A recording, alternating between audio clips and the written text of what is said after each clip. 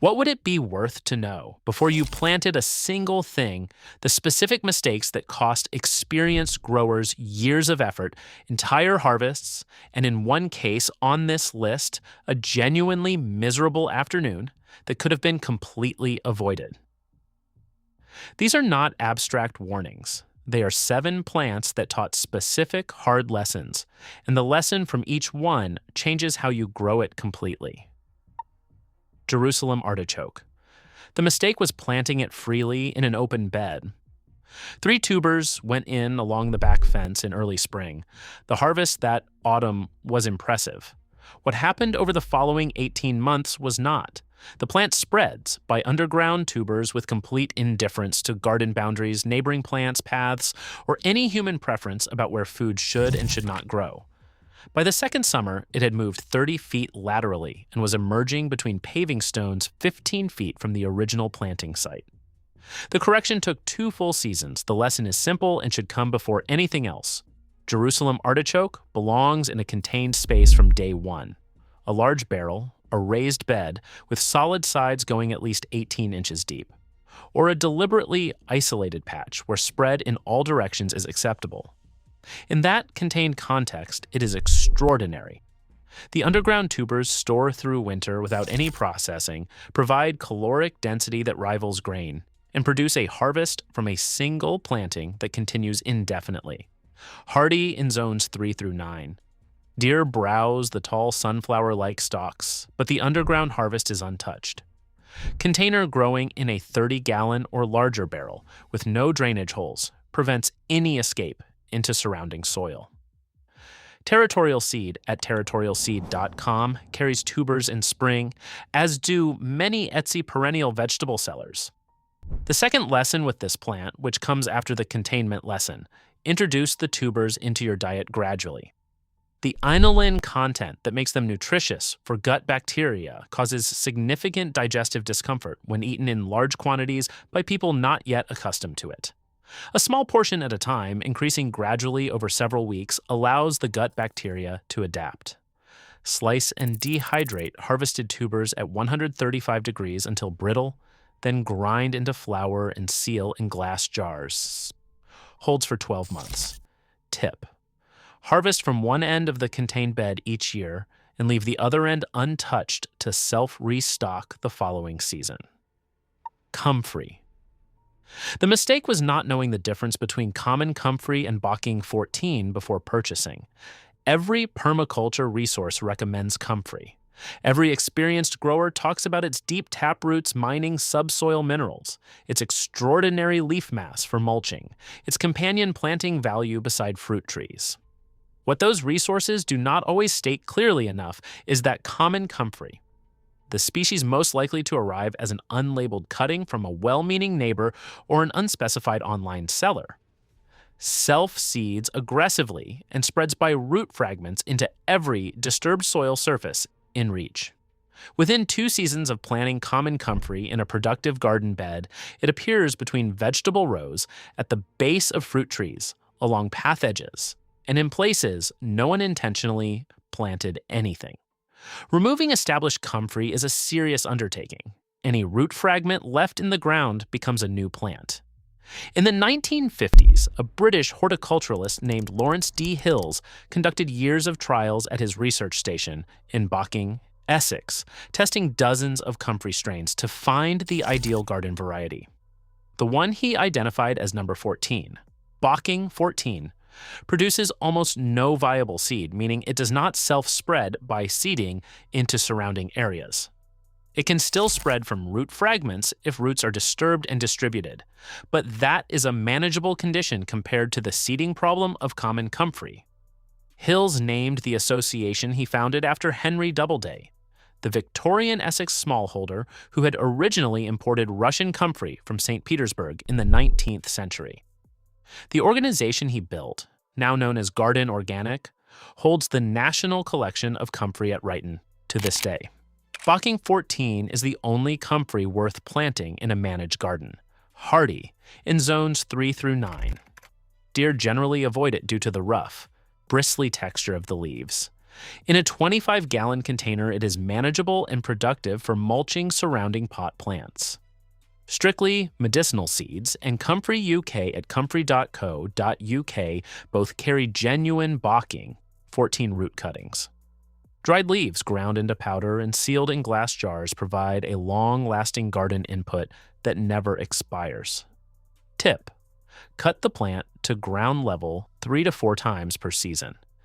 Each cut produces a new flush of mineral-rich leaves for mulching, and frequent cutting prevents any flower heads from developing.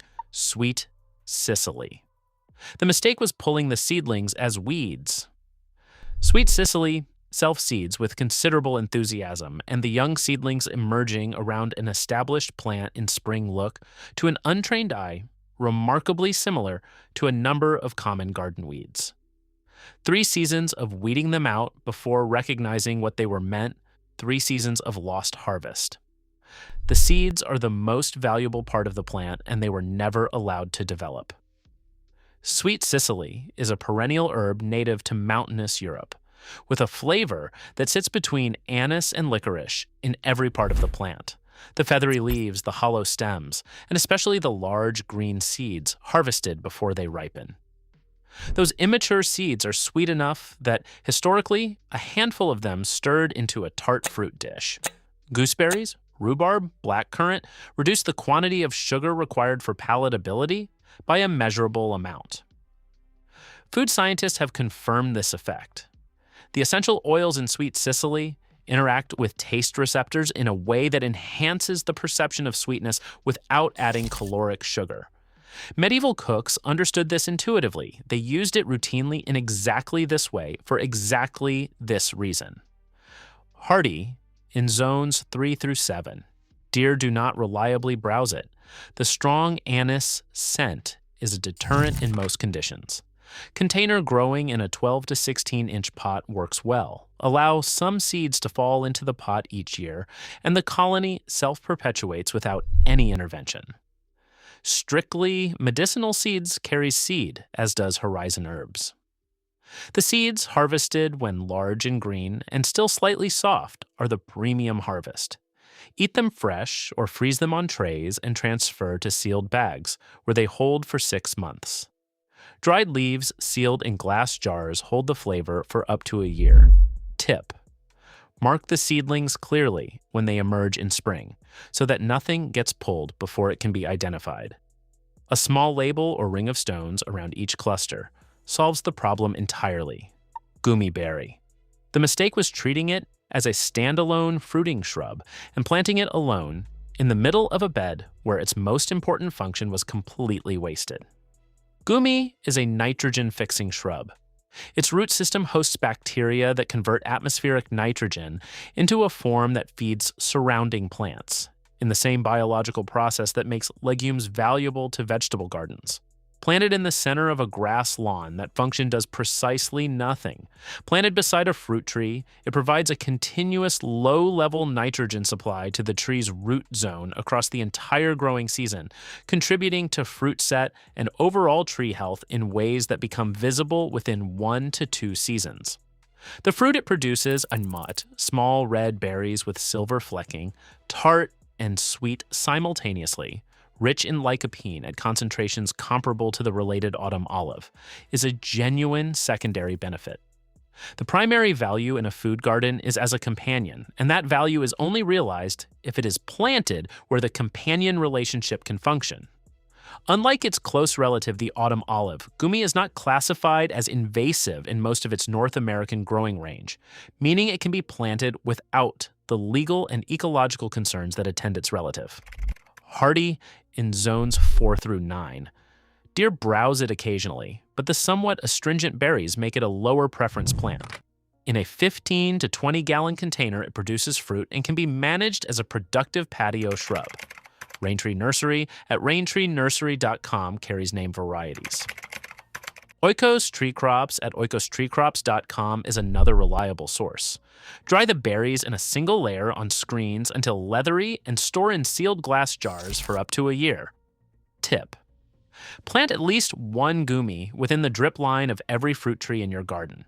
The Nitrogen-fixing relationship is most effective when the root systems overlap. Lemon verbena. The mistake was not knowing how to read the plant's appearance in late autumn and winter.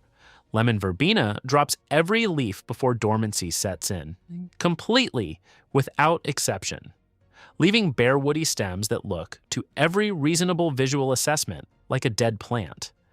3 separate times, on 3 separate occasions, across 3 consecutive growing seasons, a lemon verbena that had been carefully cultivated to a productive size was thrown out during autumn cleanup because it appeared to have died. The 4th time, the correct approach was discovered. The bare stems moved into a cool, unheated space with minimal light and watered perhaps once per month through winter, produced new leaves in spring exactly as they had every previous year, from a plant that had never actually died at all. Lemon verbena is native to the Andes of South America, Chile, Peru, and Argentina, and was brought to Europe by Spanish explorers in the 17th century, where it became one of the most prized aromatic plants in cultivation for its extraordinary essential oil content, the highest of any commonly grown herb for the specific lemon verbena compounds that give it its character. It is hardy in the ground in zones 8 through 11.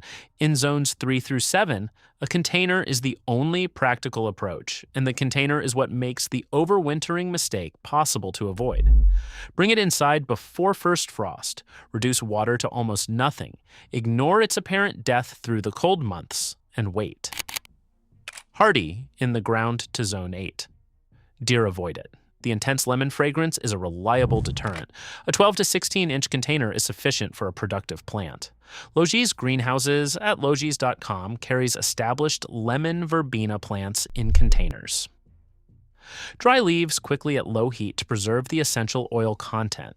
Dried lemon verbena sealed in glass jars holds its fragrance for 12 months.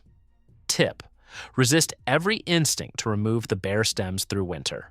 New growth emerges from exactly those stems in spring, and cutting them removes the energy reserves the plant needs to break dormancy. Now, here is the plant where the gap between what the industry says it is and what it actually is was most expensively wrong. Goji berry. It is sold in health food stores as a premium dried superfood at prices that reflect its marketing as an exotic Himalayan discovery.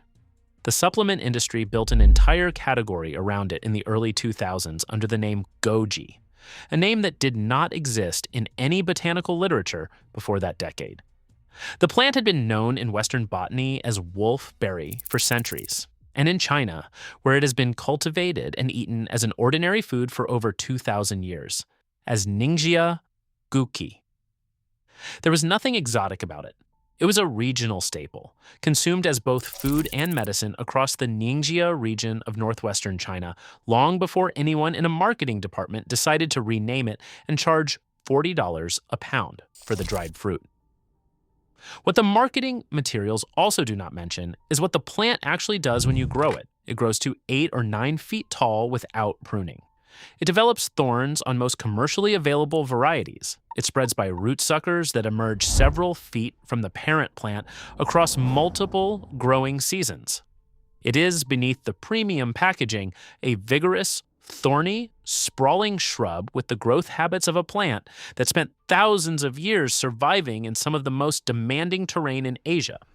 Managed correctly, pruned annually to a manageable size, suckers removed or directed, it is also one of the most cold-hardy fruiting plants available to a temperate gardener. Hardy, in zones 3 through 10, producing berries rich in zeaxanthin for eye health, beta-carotene and vitamin C from a permanent, perennial planting that requires no annual replanting.